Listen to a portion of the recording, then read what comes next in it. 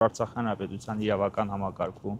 գոյություն չունի որևէ իրավական ակտ համաձայն, որի Արցախյան հանրապետությունը լուծարված է։ Ինչ վերաբերում է տեղեկատվական շտաբում տեղ գտած այդպիսի բովանդակությամբ հայտարարությանը, կոնկրետ այդ հայտարարությունը տեղ գտնելու պատճառների, դրդապատճառների, շարժառիթների մասին մենք բազմիցս խոսել եւ այսօր այդ տեղեկությունները վերահաստատել ենք դատարանում։ Ինչ շարժառիթով է տեղեկացվել, ինչ շարժառիթով է առհասարակ այդպիսի հայտարարություն կատարվել եւ այդպիսի հրապարակում տեղ գտել տեղեկատվական շտաբում։ Անդրադարձանք նաև պատմության դասագրքում տեղ գտած տեղեկություններին, ինչպես են դրանք արատավորում Արցախյան հանրապետության նախագահի պատիվ արժանապատվությունը եւ բարի համբավը։ Դասագրքի ուսումնասիրությունից ստեղծում է մի տպավորություն, որ քանի որ Արցախյան հանրապետության նախագահը իբրև թե կայացրեց Արցախը լուծարելու վերաբերյալ հրամանագիր, դրա հետևանքով Արցախի ողջ բնակչությունը տարհանվեց կամ բռնի տեղահանվեց Արցախյան հանրապետությունից։ Կարծում եմ բոլորիդ համար պարզ է եւ ակնհայտ, որ Արցախյան հանրապետության բռնի տեղահանումը ամենևին կապված չէր նման բովանդակությամբ Արցախի տեղեկատվական շտաբում տեղ գտած հայտարարության հետ։ Մեկը ես Արցախյան հանրապետության քաղաքացի եմ, ես այդ հայտարարության մասին իրազեկել եմ Հայաստանի Հանրապետություն տեղափոխվելուց հետո։ Բոլոր արցախցիներն են առհասարակ այդ հայտարարության մասին։ Այսինքն իրենք պատճառը հետևանքային կապը այդպես են տեսնում, որ եղավ լուծարման հրամանագիր, դրանից հետո մարդիկ լքեցին Արցախը։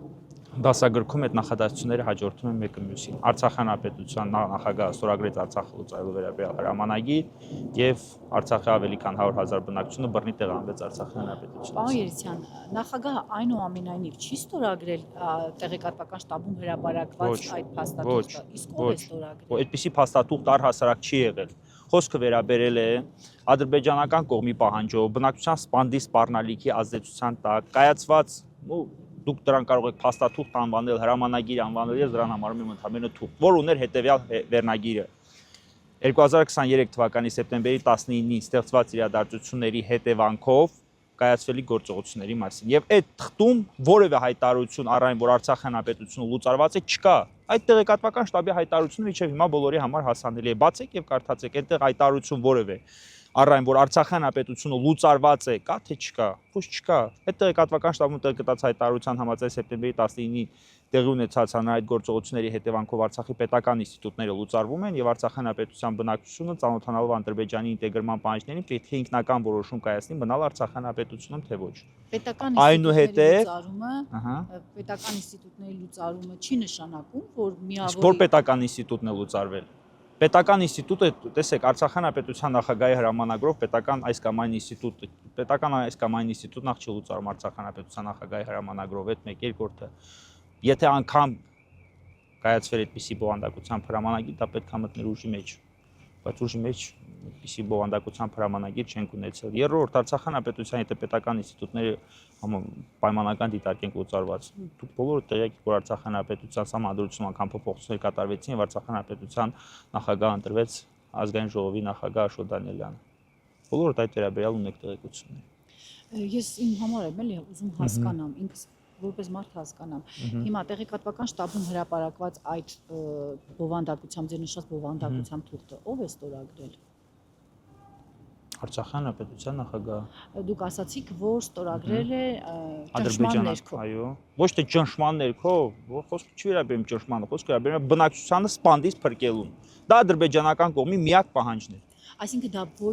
ոչ թե միակ պահանջ, այլ հիմնական պահանջն է։ Մասին էր, այլ պետական ինստիտուտների ճիշտ հասկացա եւ սպանդի այո, ի սկզբանե ես բազմիցս հայտարարել եմ, որ Ադրբեջանի հանրապետության կողմից ի սկզբանե պահանջ է դրվել Արցախյան հանրապետության նախագահային կայացնել ազգային ժողովի նիստ, հրավիրել ազգային ժողովի նիստ եւ կայացնել հռչակագիր Արցախյան հանրապետությունը լուծարելու վերաբերյալ, ինչից մենք խուսափել ենք, ինչից դուք առաջարկում եք համաձայնության գալ, այսինքն ինչպես եք պատկերացնում վերաձևակերպել, եթե գնան այդ քայլին, այդ հատվածը ներկայացնել այն, ինչ իրականում եղել է։ Մենք հենց դա ոչ թե գիրք փոխել, այլ դատարանի վճիռը հասանելի դարձնել կրթական բոլոր հաստատություններում, կրթական ծրագիր մտցնել։ Մեր առաջարկածը այն է, որ տեղեկացրեք այն, ինչ տեղեկատվական շտաբում տեղ է գտել։ Իրազեկեք, չկա այդպիսի բովանդակությամբ հրամանագիր, դուք պատմության դասագրքում տեղ եք տալիս այդպիսի բովանդակությամբ հրամանագիր, որը իրականում գոյություն չունի, իրականում այդպիսի հրամանագիր չկա, որտեղից եք դուք հողում կատարում այդպիսի հրամանագիր։ Ոնց որ հողում էլ չեն կատարում գոնե տեղեկատվական շտաբին, որպես երեխաները հնարավորություն ունենան գոնե տեղեկատվական շտաբին ծանոթանալ եւ տեսնել, որ այդ հայտարարությունն ու դասագրքում տեղ գտած նախադասությունը չեն համընկնում մեկը մյուսին։ Սրա քաղաքական ենթատեքստը ո՞րն է ձեր գնահատմամբ։ Արցախյան հանրապետության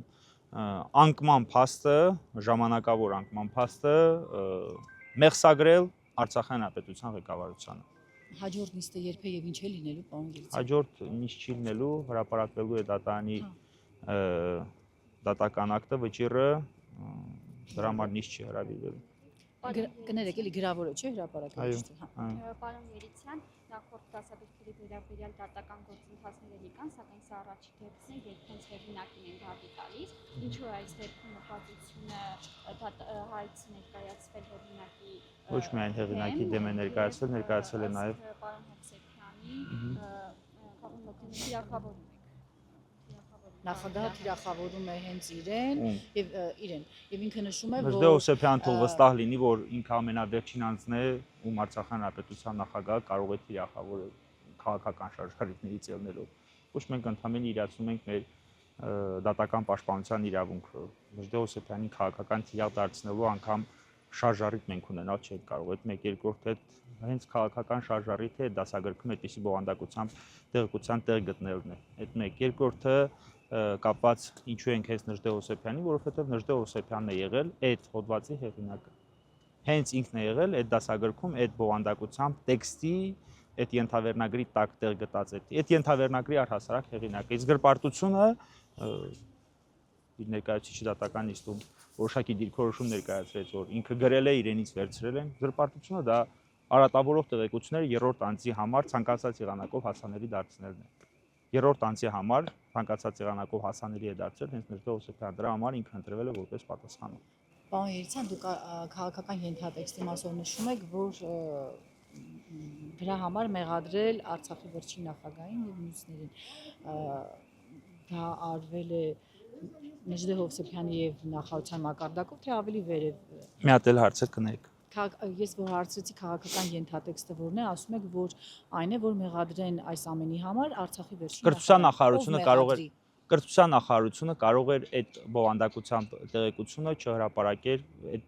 կեղծ տեղեկությունը, իրական խեղաթյուրված տեղեկությունը չհրապարակել պատմության դասագրքերին։ Կա այստեղ Հայաստանի Բարձրաստիճան միանշանակ անկասկած իդեմս կրթության նախարարության համապատասխան ներկայացուցիչներին։